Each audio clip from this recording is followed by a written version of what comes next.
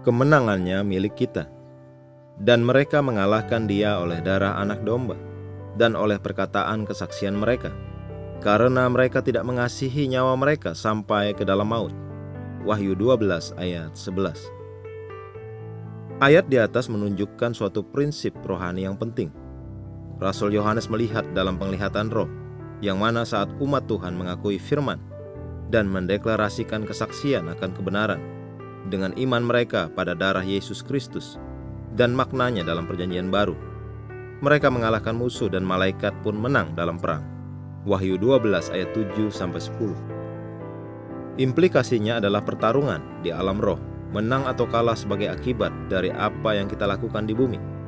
Karena itu teruslah bersaksi tentang Kristus, meneguhkan sabda Tuhan, dan menerima perjamuan kudus. Begitulah cara mempertahankan kemenanganmu dan terus memerintah dalam hidup melalui Yesus Kristus. Alkitab berkata, telah menerima kelimpahan kasih karunia dan anugerah kebenaran, akan hidup dan berkuasa oleh karena satu orang itu, yaitu Yesus Kristus. Roma 5 ayat 17. Dia mengatakan dalam Yohanes 16 ayat 33, tetapi kuatkanlah hatimu, aku telah mengalahkan dunia. Mengulangi kehidupan penuh kemenangan yang telah kita terima di dalam Dia. Rasul Yohanes memberitahu kita, sebab semua yang lahir dari Allah mengalahkan dunia.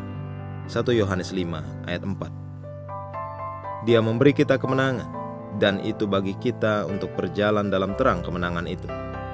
Engkau telah mengatasi dunia dan kejahatannya, kepalsuan dan ketakutannya, penipuannya, sistem dan ekonominya. Haleluya.